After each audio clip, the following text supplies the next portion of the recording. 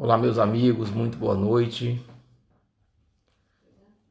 Vamos juntos iniciar mais uma reflexão do Evangelho de Jesus à luz da doutrina espírita.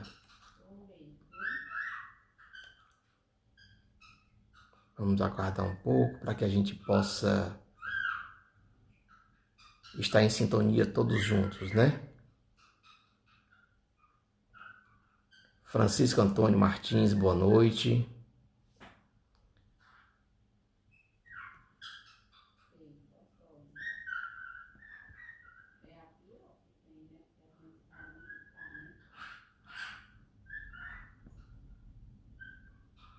Hoje, quinta-feira, 22 de abril, estamos juntos aqui para mais uma excelente possibilidade de reflexão do Evangelho com Jesus.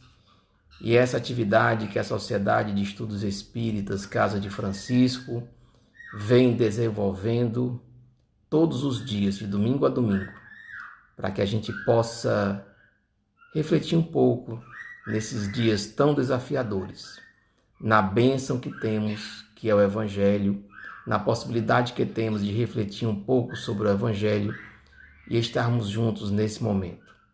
Para aqueles que quiserem acompanhar, a nossa reflexão de hoje é no capítulo 28. Muitos os chamados, poucos os escolhidos. E o item é o item 9, ok?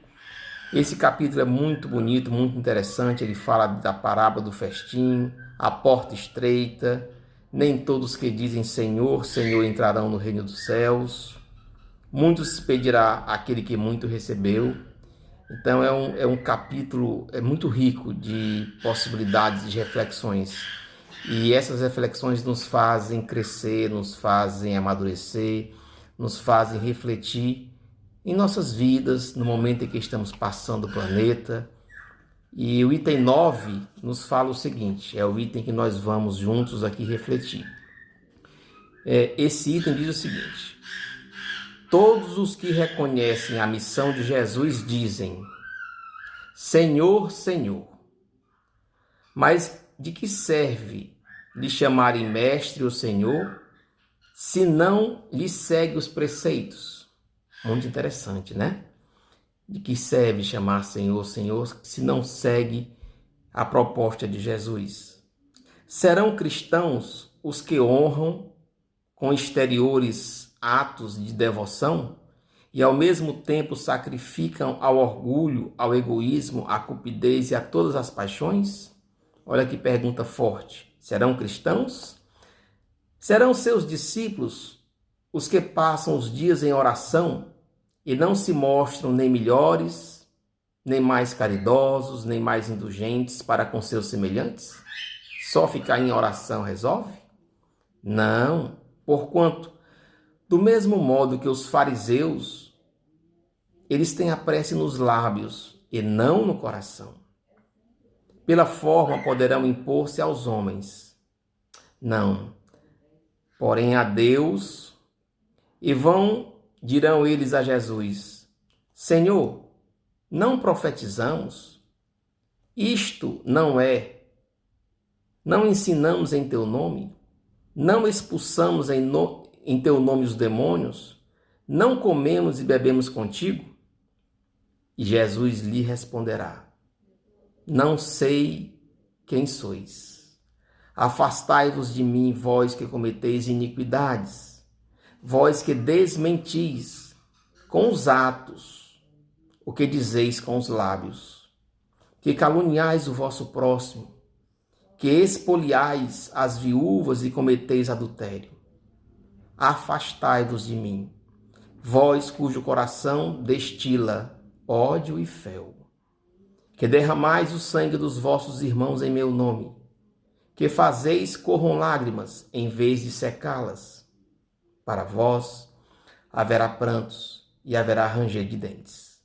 Porquanto o reino de Deus é para os que são brandos, humildes e caridosos, Não espereis dobrar a justiça do Senhor pela multiplicidade das vossas palavras e das vossas genuflexões.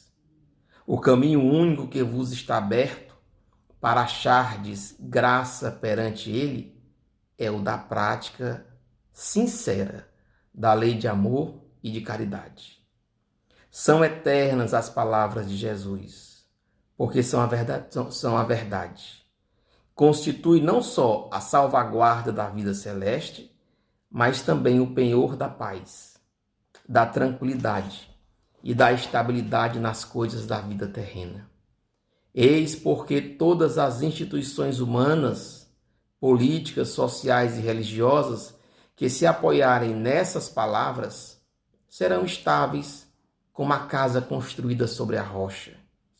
Os homens as conservarão, porque se sentirão felizes nela. As que, porém, forem uma violação daquelas palavras, serão como a casa edificada na areia. O vento das renovações e o rio do progresso as arrastarão. Muito bem.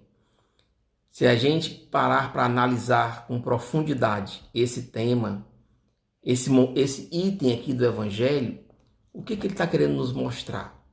Tem uma frase cunhada por Allan Kardec que diz assim: reconhece-se o verdadeiro espírita pelo esforço, pela vontade que tem de domar, de diminuir as suas más tendências. Essa frase é de efeito e casa muito bem com o nosso momento aqui de reflexão. Todos nós, sem exceção praticamente, temos no nosso mundo íntimo a necessidade de luz, a necessidade de autoconhecimento, a necessidade de entendermos o que somos, como pensamos, como agimos e o que falamos. E muitas vezes essas nossas ações, elas não estão de comum acordo com a mensagem de Jesus. É por isso que diz: todos os que reconhecem a missão de Jesus dizem Senhor, Senhor. Muitos, como ele fala, os fariseus falam muito, rezam muito, ficam bastante de joelhos, mas as atitudes é que fazem a diferença. É a atitude, é a vontade de fazer, de se melhorar, de fazer o bem, de se corrigir, é que vai fazer com que as nossas almas sintam-se melhor. É nessa luta diária, que é uma luta diária, é uma luta quase que minuto a minuto, que vamos estar erguendo sobre a rocha, como fala o Evangelho, a nossa casa. Que casa é essa? É a casa do mundo íntimo. É a nossa igreja. É a igreja do mundo íntimo. Quando ela é criada na rocha, ou seja, na luta, naquele momento que eu falo, eu preciso ter a vontade de me corrigir. Eu sei que eu tenho essa situação maledicente na minha existência. Eu sei que eu posso melhorar. Eu não vou falar mal do meu irmão nesse momento, porque isso vai ser um exercício para mim de corrigir uma má tendência. É isso que Jesus quer. Essa é a proposta. Quando ele fala dos fariseus, os fariseus de ontem somos nós hoje. Os espíritos nossos que estamos vindo aí ao longo dos séculos. Não são novos espíritos que reencarnaram, não. Somos nós mesmos que estamos ao longo dos séculos buscando se melhorar, buscando a lei de progresso. E é dentro desse contexto que vem essa proposta. Muitos os chamados, poucos os escolhidos. Muitos os chamados para quê? Porque a seara, porque o terreno é aberto para todos, não só para uns, mas aquele que vai arar o terreno para construir o seu mundo íntimo através das ações, das palavras e dos pensamentos, realmente ainda são poucos. Então é dentro desse contexto que Jesus nos convida, e a doutrina espírita, que é uma doutrina de libertação, ela liberta o pensamento do homem, ela liberta as nossas ideias. Justamente para quê? Para que a gente possa se encontrar com a nossa própria consciência e ver aonde a gente pode melhorar, ver aonde a gente pode se corrigir, ver aonde a gente pode, pela força da nossa vontade, porque a doutrina espírita nos diz: ninguém vai fazer nada por você. Você pode ter todo um amparo, toda a proteção, mas o arado é nosso, é de cada um. Então, quando a gente fala que nós podemos nos corrigir, que nós podemos nos melhorar, quando fala corrigir, não é aquela questão você tem que corrigir porque você precisa. Não é bem assim. Eu posso me corrigir porque vai ser bom para mim. Quando ele fala que são eternas as palavras de Jesus, constitui a salvaguarda, a proteção da vida celeste, que é a nossa vida espiritual, mas também o penhor da paz, da tranquilidade e da estabilidade.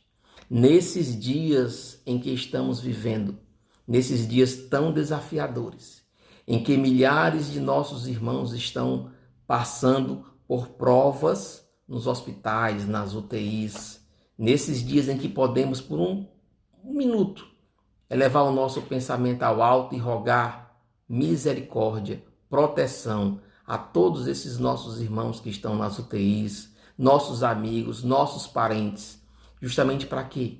Para que a gente possa ser, através do nosso esforço, alguns dos escolhidos por nós mesmos. Então, meus amigos, eu deixo aqui essa pequena reflexão para que a gente possa hoje refletir sobre essa frase da doutrina espírita. Reconhece-se o verdadeiro espírita pelo esforço, pela vontade de domar, de mudar as más tendências. Quando a gente faz isso, porque isso aí é um esforço próprio, é um esforço íntimo, só a gente vai ficar feliz quando a gente consegue vencer, tá certo? E aí a gente consegue ter paz, consegue ter tranquilidade, consegue ter uma vida voltada para a alegria de viver. Eu encerro aqui a minha participação, agradecendo a cada um de vocês que tiveram a paciência de nos ouvir e aqueles que tiverem a oportunidade antes de dormir, vamos elevar o nosso pensamento ao alto e pedir a Jesus a sua misericórdia sobre todo o planeta Terra nesses dias tão desafiadores. Desejo a todos uma noite de paz, paz e bem, e muito obrigado pela atenção.